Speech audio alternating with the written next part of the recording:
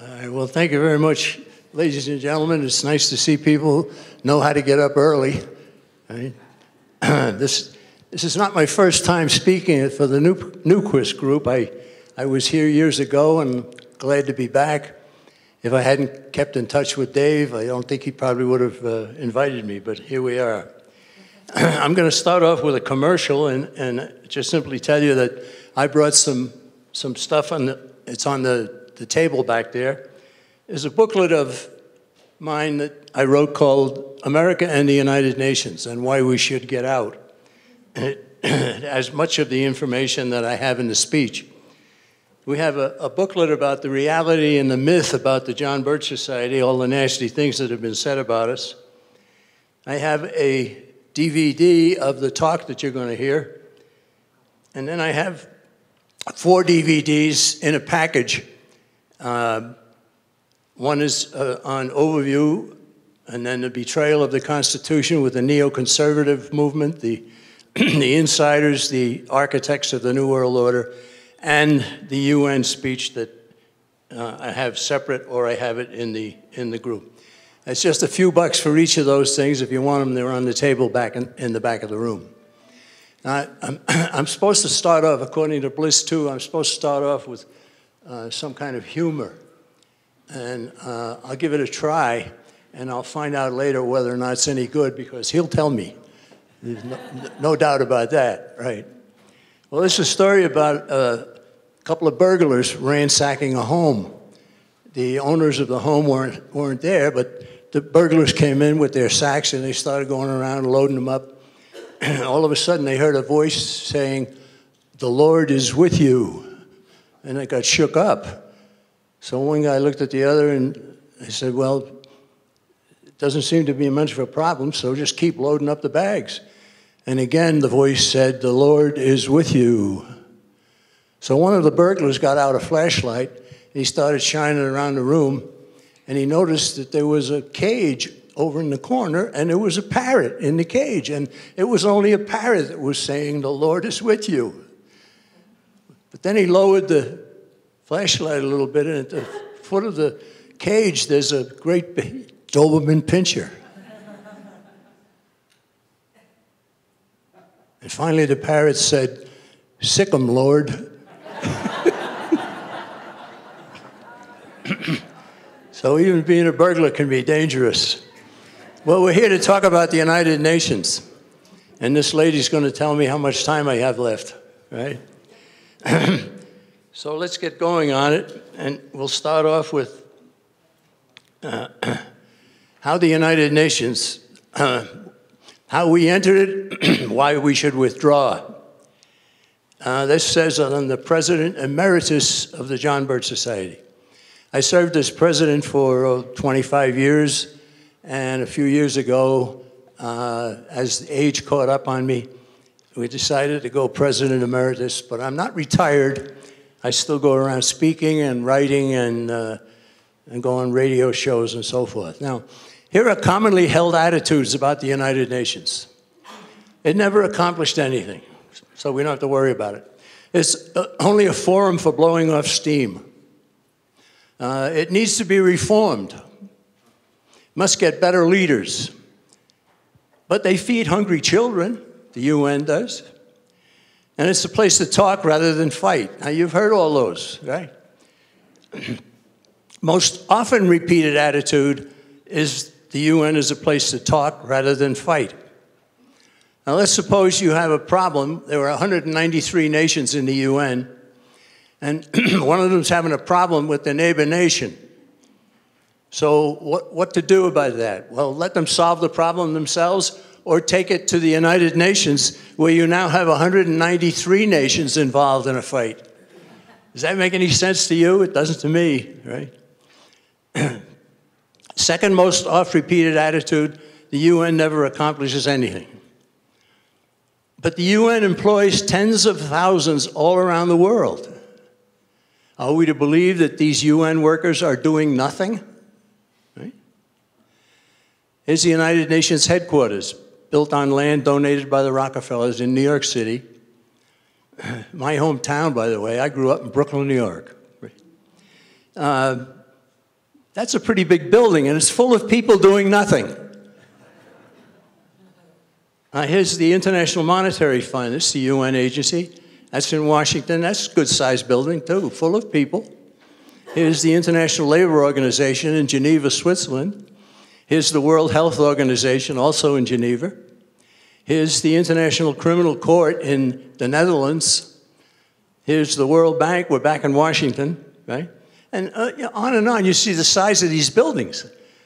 And they're full of people doing nothing. That's what we're told, okay? Now, other large offices, I don't have pictures from all of them. The Food and Agriculture section of the UN is in Rome. Seabed Authority, Jamaica. Atomic Energy Agency in Vienna. Maritime Organization in London. UNESCO in Paris.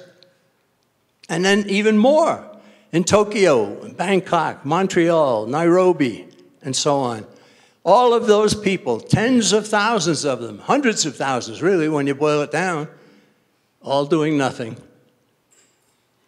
So let's contrast the United Nations with our own country. Right? Now, we go for the fundamental premise upon which the United States is built, and it's in the Declaration of Independence, where it says men are endowed by their Creator with certain unalienable rights. And to secure these rights, governments are instituted among men, right? I think you've got the whole premise of America right there. We get rights from God, we form a government to protect those rights, and nothing more. Government force should be negative, not positive, right? Congress shall make no law, says the Bill of Rights, over and over again. Here's the UN now. We'll contrast what we saw about the US. Here's the UN. They list a lot of rights similar to what we have in the Declaration of Independence. And then it says everyone shall be subject only to such limitations as are determined by law. In other words, every one of the rights that you get from the United Nations can be canceled by law.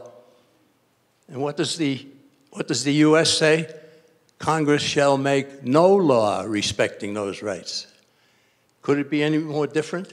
I don't think so. In 1966, the UN came out with another document called the International Covenant on Civil and Political Rights. And they say the same thing. They go through a listing of a bunch of rights, and then they say rights may be subject to certain limitations, but these shall be such as are provided by law and are necessary. All right? So what's the difference between the U.S. and the UN? You have rights from God that can't be interrupted. The UN, you have rights that can be abolished by passing a law. All right? We could stop right there. You don't need to know anything more about the United Nations. But we'll go on. And we'll find out that the Soviet Constitution, all during the years of Soviet rule of Russia, same as the United Nations, they put out a constitution. It has no reference to God. Rights come from government, and all those rights can be canceled at will. Right? So we see polar opposites. The U.S., God, rights come from God. No law can cancel those rights. The United Nations, no God, rights from government can be canceled by law. Get us out of the United Nations, right?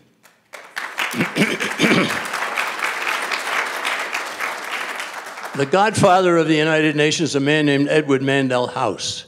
He was Wilson's top advisor. He wrote a book called Philip Drew, Administrator. And in it, he called for socialism. He called for everything that would hurt America. He even quoted Giuseppe Mazzini. Some of you probably aware of the name Adam Weishaupt, the founder and director of the Illuminati conspiracy. He was succeeded in that work when he passed on by Giuseppe Mazzini. And that House's book would have a quote from Giuseppe Mazzini at the very beginning of the book. Dedicatory quote, really, is quite revealing. Right? I could spend a lot of time talking about Mazzini, but we got to move on. Ed Edward Mandell House advised Presidents Wilson and FDR. He said in his book he wanted socialism as dreamed of by Karl Marx. He despised the U.S. Constitution. He advocated income tax and Federal Reserve. We got them both during the Wilson administration. He proposed world government, and he launched the Council on Foreign Relations. He was a busy guy. But he even lived in the White House. He was so close to Wilson. And so what do we see here? We see Edward Mandell House as the godfather of the United Nations. So after World War I, the Senate debated the matter of joining the League of Nations, which was just in the process of being formed. And they debated the matter for 9 months. And they said no. And we should thank the Almighty for help in that regard, because if we had gotten involved in the League of Nations, we probably wouldn't be able to meet here tonight. Right? But the League of Nations went on without the United States. There's a book called The Shadows of Power. It talks about Edward Mandell House and the Council on Foreign Relations. I recommend it very highly. I've written several books, but I tell people, if you're going to read one book to get started in this whole understanding of the Birch Society, read The Shadows of Power. Right. So, December 7th of 1941, everybody knows what happened then. And the Japanese bombed Pearl Harbor, and bingo, we were in World War II. Now, it's interesting to know that after Japan did that, we declared war on Japan. But Japan had a pact with Germany and Italy that said that if any one of the three go to war, the others will join it, right? So the day after we got declared war on Japan, Germany and Italy declared war on us. And then 2 days after that, the United States followed with a declaration of war against Germany and Italy. So here we were now involved in what amounted to 2 wars. The war in Europe, the war in the Pacific. And those were the days when we declared war. And those were the days when we won a war. We haven't declared war since then, and we haven't won a war since then. Right? The United Nations has taken over.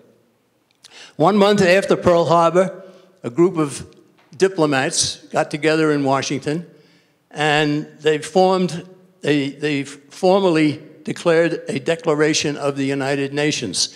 That was the first time the term had been used, United Nations. In 1943, the United States, the United Kingdom, USSR, and China agreed to form a world government.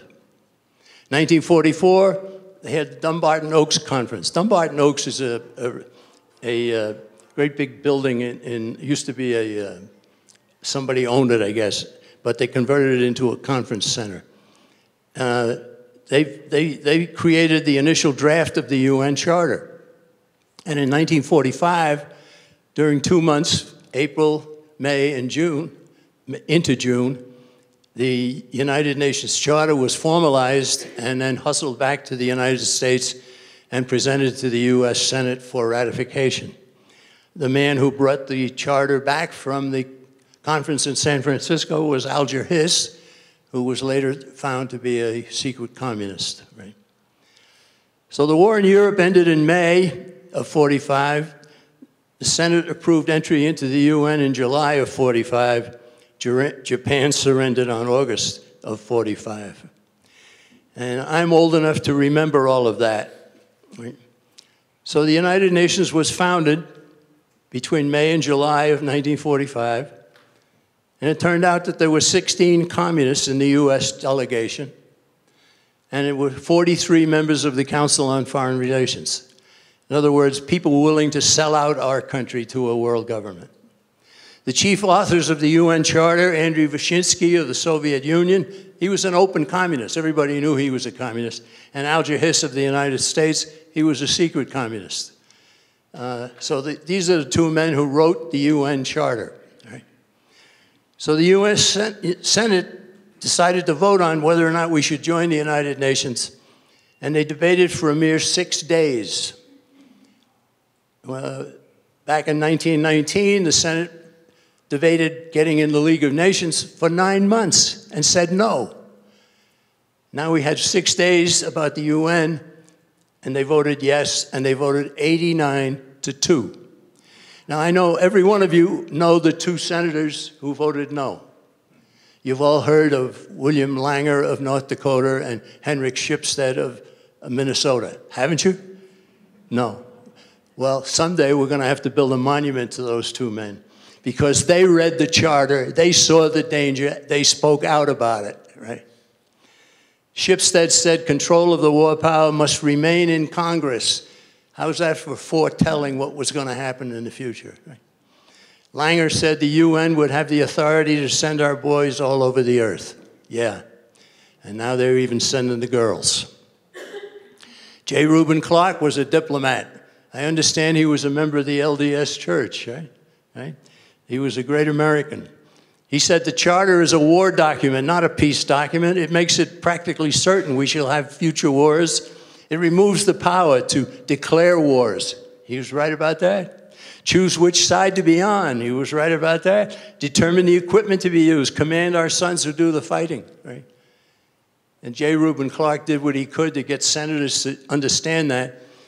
But there was an attitude going through the country, even my own dad, a good patriotic American, he said, well, we got to try something new.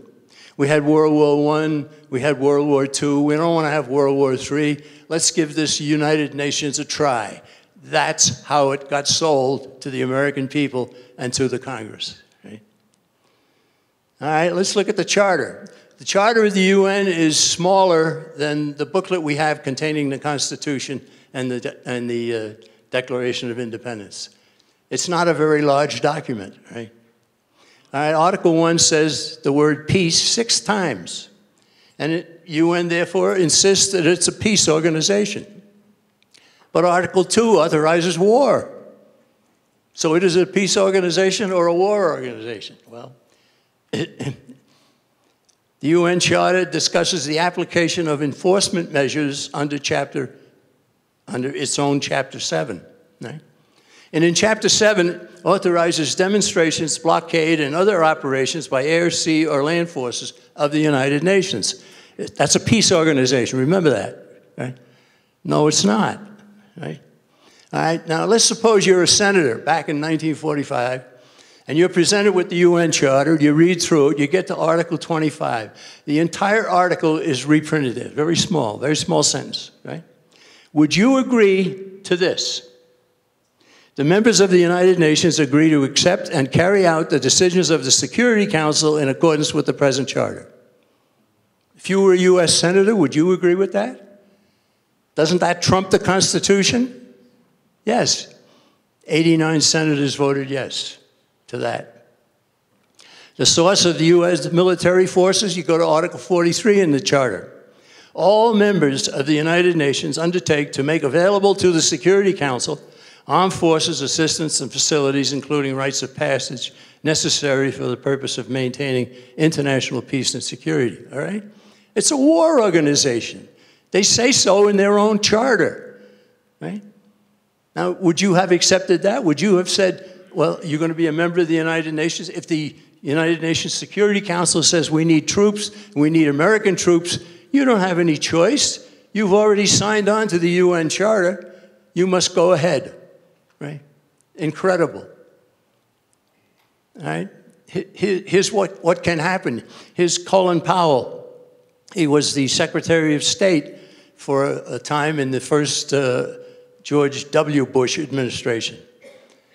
He actually said this at a press conference outside the UN headquarters in New York City.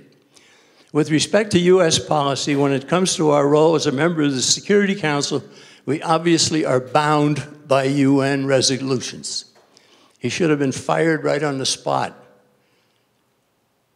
President George H.W. Bush had said earlier, it is the sacred principles enshrined by the United Nations Charter to which the American people will henceforth pledge their allegiance. Sacred principles, right? Is that a little bit over the top, right? But that's what he said. And of course, he went on to talk about the need for a new world order, over and over again, and every time he talked about it, he was talking about the United Nations. Now, the United Nations Participation Act is little known, but this occurred in December of 45. Now remember, we got into the UN in July of 45 when the Senate voted 89-2 in favor. So the UN Participation Act is how and when we're going to give troops for the UN to carry out their mission. All right? It says, the president shall not be deemed to require the authorization of Congress to send troops to enforce Security Council resolutions. All right? That's incredible. And that passed in the Congress, right? The United Nations Participation Act. People were still saying, we got to do something different. We had World War I, we had World War II, we don't want to have another world war, so we got to get in the United Nations, right? And that's how it was sold, right? The United Nations Participation Act. Here's a woman congressman from Illinois, Jessie Sumner. She said of the UN Participation Act, this measure gives congressional authority for surrendering the American people to an all-powerful world supergovernment. Bless you, Jessie Sumner, right? Absolutely right on track, right?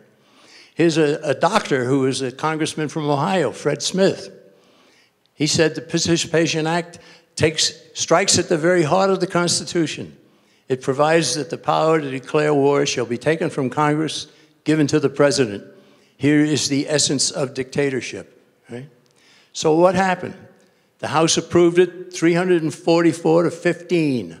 Only 15 said no to the UN being able to call our troops for their service. Right? The Senate approved by House vote. Now, Senator Robert Taft of Ohio was my dad's favorite, and a lot of good people knew that Taft was a great American. But he himself voted for entry into the UN in 1945. Very quickly, he saw that he had made a mistake. And he said in 1948 publicly, he said, the UN has become a trap, let's go it alone. And he became an enemy of the UN from that time forward. The UN Charter contains Articles 52, 3, and 4, which talk about regional arrangements. All right? And the permission is given for countries to gather with other countries and form a lesser but still subservient body to the United Nations. That's NATO and CETO. Right? This year we're celebrating the 70th anniversary of NATO. The Birch Society is celebrating by saying, get us out of NATO. Right? Right? So it says the Security Council shall utilize such regional arrangements for enforcement action under its authority. Security Council shall be kept fully informed of activities. Okay? Now, in June of 1945, North Korea communism invaded South Korea, and President Truman decided to send troops, and he was asked, where are you getting the authority to do that? Well, NATO had already been formed. NATO was formed in 1949. And he said, if I can send troops to Europe, I can send troops to Korea without a declaration of war. Right? They asked him about that, and he said, well, this isn't war, it's a police action. Right? So he was relying on the UN and the entanglements that we already had to get us involved in the Korean War, which we fought for 3 full years, and it's never been settled. The Korean War has never been settled. Right? Armistice began in 1953, 3 years of war.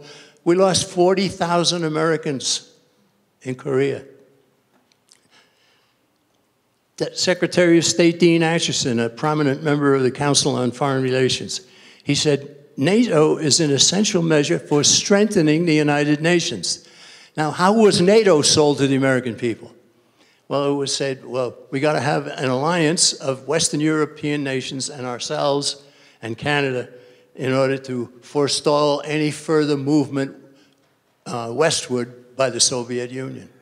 That's how it was sold. Was that its real purpose? No. No, not its real purpose at all. Its real purpose was to demonstrate that the United States will now send troops at UN behest without a declaration of war and without ever winning the war that they enter. NATO was created in 1949, derives its authority to exist from the UN Charter. 13 senators, led by Robert Taft, voted no, but that wasn't enough. NATO has 28 member nations now, is now in charge of the Afghanistan war. Are we winning in Afghanistan? No. If we're in the UN, we don't win our wars anymore. We don't declare war. And on we go. The Korean War started June 50. North Korea invaded South. UN Security Council had all members send forces. So the UN requires all member nations of the United Nations to send forces when the Security Council puts out the alarm. How many nations sent troops to Korea in addition to the US? A handful, just a few. Right? So US supplied the bulk of the troops. There was no declaration of war. Here's Truman. We are not at war. This is a police action. Okay? If I can send troops to NATO, in Europe, I can send troops to Korea. There were UN flags actually flying over our troops in Korea at the start of the Korean War. And Douglas MacArthur, whom I revere, a great American, he didn't know anything about this. He saluted it. He said he ordered more flags from the UN to come. And finally, the troops, you know, the snuffies, the guy that carries the rifle, the guy that gets shot, they said to their commanders, and then it went up the line, there's something smelly here. And they finally started taking down those UN flags. The state of war still exists, as we know. US troops are still in South Korea under United Nations command. I had an interesting exchange quite a few years ago now. I went to a recruiting station where I live, and I asked the two sergeants that were there, I said, if a young fellow comes in here and he wants to join the military, do you tell him he might be transferred to the United Nations? Bingo. We can't answer that, sir. You have to go to the Air Force Base nearby. So I called over there. I got the same runaround. Can't answer that. You'll have to go to San Antonio, the big Air Force Base in San Antonio. Ask them. So I asked them. Got the same thing. Finally, the guy in San Antonio told me, he said, you got to call the Pentagon. I said, all right, give me a number. So he did. He gave me a number. I called the number. I got a lieutenant colonel in the Pentagon, and I asked him, if an American youngster joins the Birch Society, if he joins the UN, the U.S. military, can he be transferred to the United Nations? And the lieutenant colonel at the Pentagon said, can I speak off the record? I said, okay, I'll honor that. He said, you're absolutely right. What's being done is terrible, but I'm getting out in 3 weeks. Please don't use my name. So it's there. And all you have to do is ask some questions and you'll find the answers, right? Korean War police action. At the end of the war, General George Stratemeyer, at the end of the combat in 1953, he said, you get in war to win it. You do not get into war to stand still and lose it, and we were required to lose it. We were not permitted to win it. He and Mark Clark and a couple of other generals said the same thing. And Douglas MacArthur wrote a book after he retired from the military, after he was kicked out, really. His book's called Reminiscences. And in it, he quoted the Chinese general Lin Pio. You may know that in North Korea, the war changed when the North Korean border was breached and all the Chinese communist forces came in. They outnumbered our men 20 to 1. There were so many of them. But General Lin Pio, he said later on, I would never have made the attack and risked my men and military reputation if I had not been assured that Washington would restrain General MacArthur, right? Restrain General MacArthur, right? Make sure that America doesn't win the war, right? So then NATO was such a success that they formed another one, another regional arrangement called SEATO, Southeast Asia Treaty Organization. This thing keeps popping up here. What?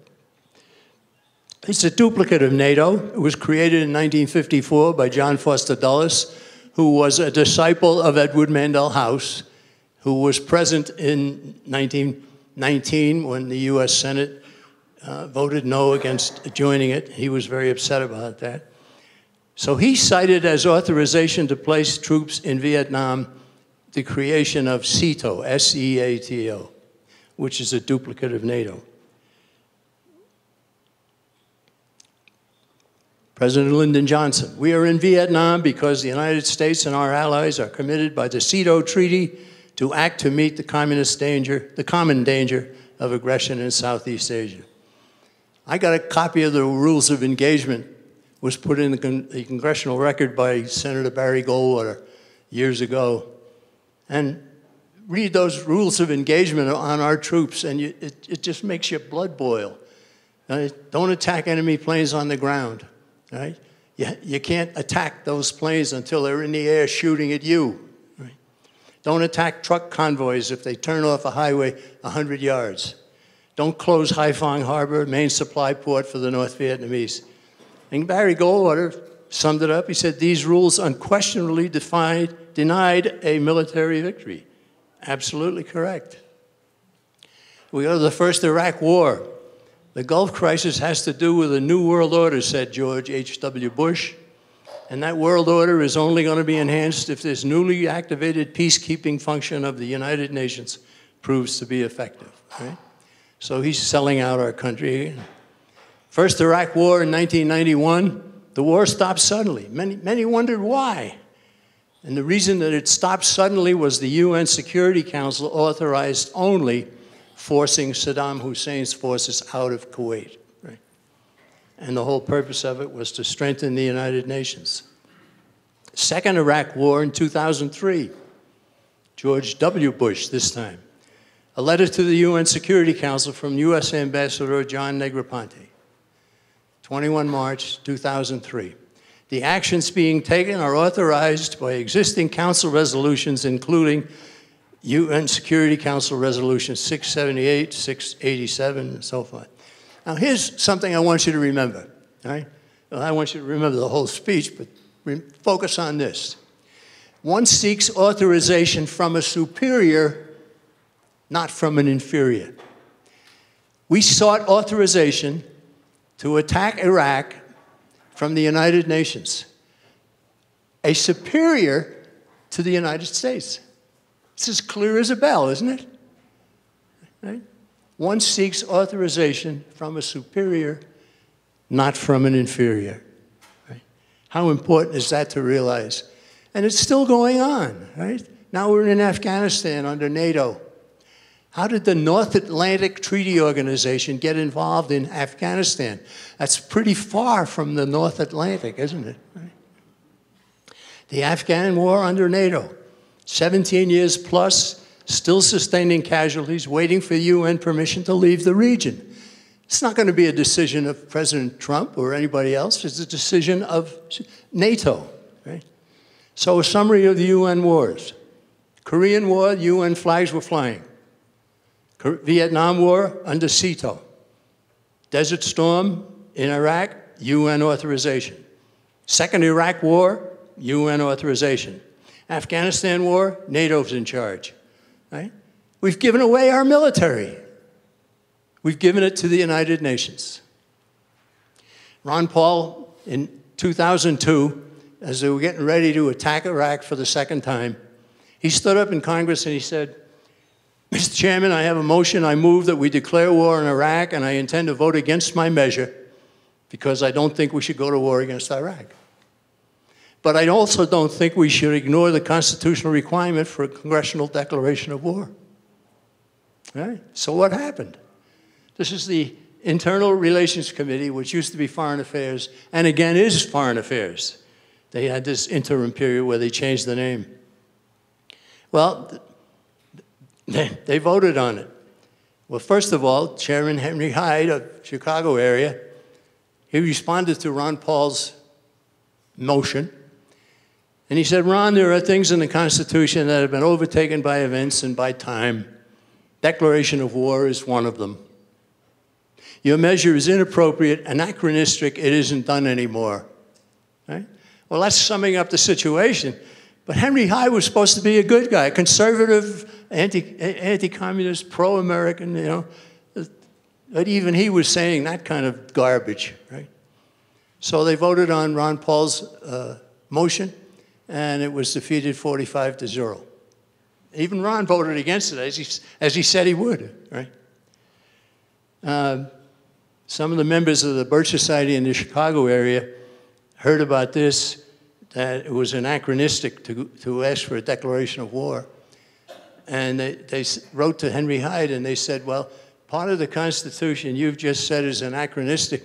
Is the part that says you shall receive a salary, is that an anachronism also? Right? You know what answer they got? None. None. Right. U.S. State Department, document 7277. This is incredible. Gradual turnover of military to the UN, openly.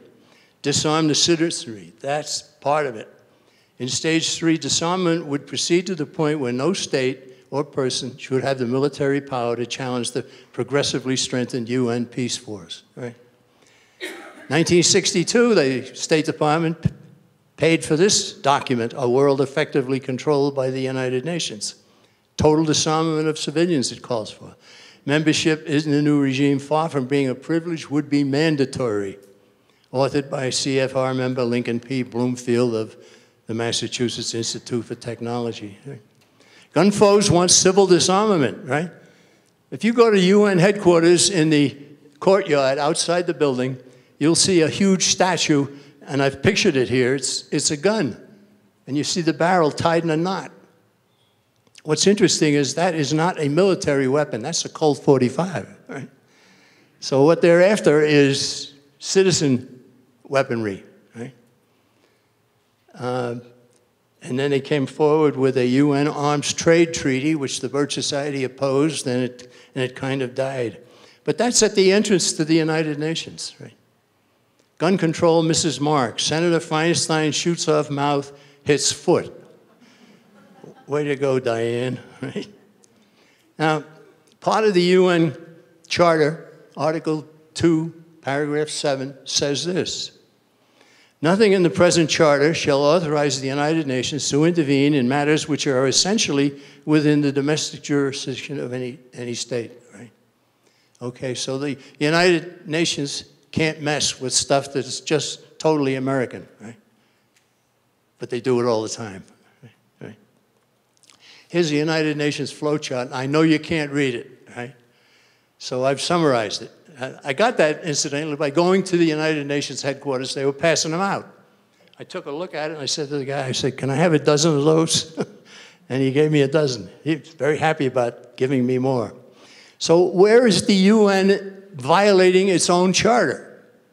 By messing in the domestic matters of nations, all right? And this is all visible on the flowchart I showed you.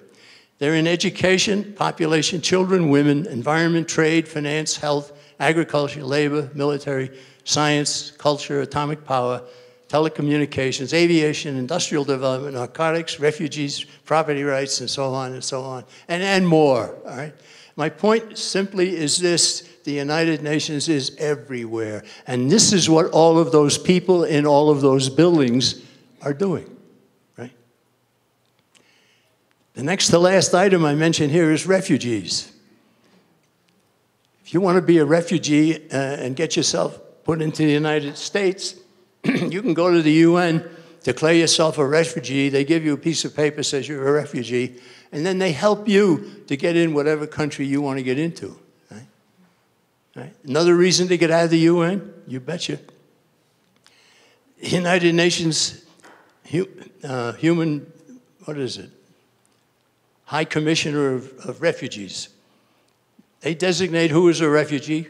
They propose which country must accept them. In 2016, President Obama accepted 85,000. 2017, plans laid for the U.S. to accept 100,000. Now we're accepting 100,000 every month. Every month, right? And President Trump is a bad guy because he wants to close the border. So the UN is intervening everywhere. Katanga in the early 1960s, a province of the Congo. When the Congo had been taken over by a communist named Patrice Lumumba, the head of Katanga province, Moise Chambé, seceded. He said, we want nothing to do with this. So the UN invaded. The UN sent planes. They bombed hospitals. They bombed civilians and so forth. A book came out, 46 Angry Men. The doctors of the Elizabethville Hospital in Katanga wrote a book about the UN atrocities. And we distributed lots of copies of that. The UN intervened in Rhodesia and destroyed it. It became Zimbabwe and became a basket case. Australia, they stopped the hydroelectric power plant. Right? Guatemala, they demanded that Guatemala change its constitution to allow for abortion. Right? Intervening everywhere? Yeah. European Union destroys sovereignty of every one of those nations. International Monetary Fund, World Bank, financing all kinds of subversion around the world, right? How about in the United States? Does the United Nations violate its own charter? Yes. Abortion, mining, capital punishment, border control, judicial decisions, the right to be armed, right? Partial cost to the United States in the year 2010, $7.7 billion. That figure has gone up, right? Massive intervening, Agenda 21. It's now Agenda 2030. The 21 is for the United Nations policy to govern every person on Earth. It's supposed to be done during the century of the 21st century. That's what the 21 is all about. Now they've come out with a new version of it, and it's called 2030. In other words, they're in a hurry. And I got to be in a hurry. All right? Globalism for your children, Common Core and UNESCO, it's there, right? The new 3 R's, reading, writing, and arithmetic, has been replaced by recycling, racism, and reproduction, right? Now it's 2030, European Union, all right? European Union and so forth. This is interesting, the modern Babel. The European Union published this, had to be 25, 30 years ago. And what it is, a rebuilding of the Tower of Babel. If you know the story, the biblical story, you know that people were trying to build a world government, trying to reach up to the heavens to supplant God and so forth with the tower that they were building. And God intervened. What did he do? He confused the tongues. And some of the people could only speak to a few others. And they went off and formed a nation. And then same thing happened here. Another nation, another nation, another nation. The beginning of nationhood was at the Tower of Babel. It was created by God for that purpose, partly. And therefore, nationhood is good. And world government, which was sought by the people who built the Tower of Babel, is bad. I mean, it's very simple. Right? There's a good biblical lesson for anybody. Right? Now we have the TPP and the High Commissioner for Refugees, former FBI Director James Comey. If someone has never made a ripple in the pond in Syria in a way that would get their identity or their interests reflected in our database, we can query our database until the cows come home, but there will be nothing to show up because we have no record of them. He's talking about the refugees. I'm no fan of Comey, but he's right about that. Right? So, future plans. I think everybody's heard of Jacques Cousteau, and the guy who's supposed to be so concerned about the oceans, and he goes around the world in his little boat, the Calypso, and he actually said this, right? You get a sense of what the UN is all about. He said in a United Nations UNESCO pamphlet published in Paris, "It's terrible I have to say this, world population must be stabilized, and in order to do that, we must eliminate 350,000 people per day." He's a savage, right? He's not a nice little man in his little boat. No, he's a savage. Anybody who would hold that kind of an attitude? Well, he actually helped a little bit towards his goal by dying. The key, get us out. Robert Welch, founder of the Birch Society. Withdraw the United States from the United Nations and you've broken the back of the world conspiracy, right? Conspiracy? Absolutely. James Lucier, a fellow who did some writing for us, he came out with this sentence, wonderful sentence. The first job of conspiracy is to convince the world that conspiracy does not exist, right? Conspiracy sure does exist, said Robert Welch. America's leaders are not stupid bunglers. They're not lacking information. They know what they're doing and what it leads to. Therefore, it's a conspiracy. Conclusion number one, the United Nations is not taking over the United States. The United States is being delivered to the United Nations. That puts the whole thing in a different conclusion. Conclusion two, membership in the UN is completely incompatible with an independent US and freedom for the American people. So what should be done? Should we just reform the UN? Forget it. Should the UN reduce its payments? That'd be a good idea, but down to zero or nothing, right? Should the UN have a new Secretary General? Doesn't matter. They're all communist socialists, right? The only sensible solution is to get us out. That billboard was in Arizona, between Tucson and Phoenix. I remember driving that way one time, and I was driven by a good Birch friend, and I said, well, when we get to the sign, get out, I want to get out and genuflect. He did, and we did, right? So House Resolution 204, right now, introduced by Congressman Rogers from Alabama, a measure to provide for complete withdrawal of the United States from the United Nations. You all have a responsibility. I'm laying it on you right now, all right? You have to get in touch with your 2 senators and your congressman and say, get us out. Please do something. In the House, back Resolution 204. In the Senate, put in a duplicate of 204 for the Senate to consider, all right? Every one of you want to do that, please? Okay, good. The United Nations Exposed, that's my booklet. You'll get all the information I talked about and more in the booklet, and that's back there on the table. Commonly held attitudes are wrong. The choice is ours. Less government or world governance. U.S. Constitution or UN Charter. God or no God. A better world or a new world order. That's our choice. To achieve victory, we suggest you join the Birch Society. You can do that today if you'd like, if you're not already a member. Come join us in our proud companionship and in our epic undertaking, said Robert Welch. He passed away in 1985, but we've continued. And even his son, his surviving son, is a member and very happy to see what's happening within the Birch Society. Ladies and gentlemen, get us out of the United Nations. Thank you very much.